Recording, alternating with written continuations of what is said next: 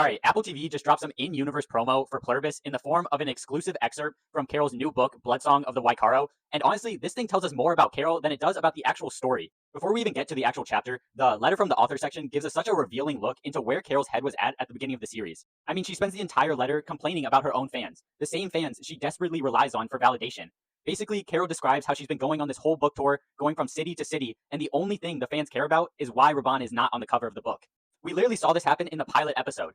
And instead of just shrugging off these comments like any author with some PR training would do, Carol is unbelievably irritated by this. And it genuinely bothers her that her fans are questioning her decisions, even though she literally wrote off Raban in the last book.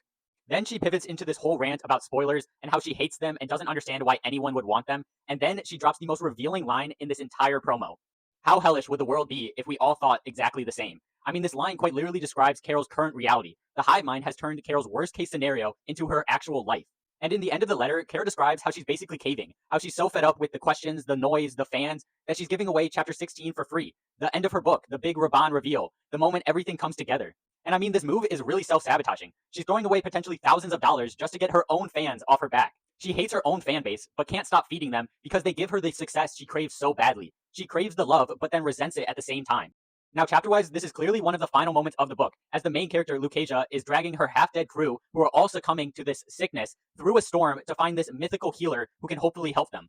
And on the surface, the chapter is classic fantasy stuff, but once you look past that, we get some very clear symbolism for Carol's life.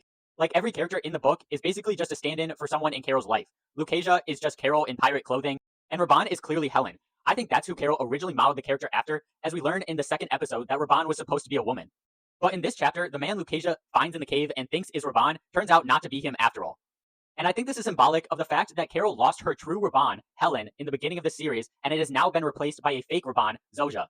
All in all, I think this is such a cool marketing promo, as it gives us such a unique perspective into who Carol is as a character through the symbolism of her book. So yeah, I highly recommend you all go read this short exclusive excerpt that Apple TV released, and I can't wait for more Pluribus content.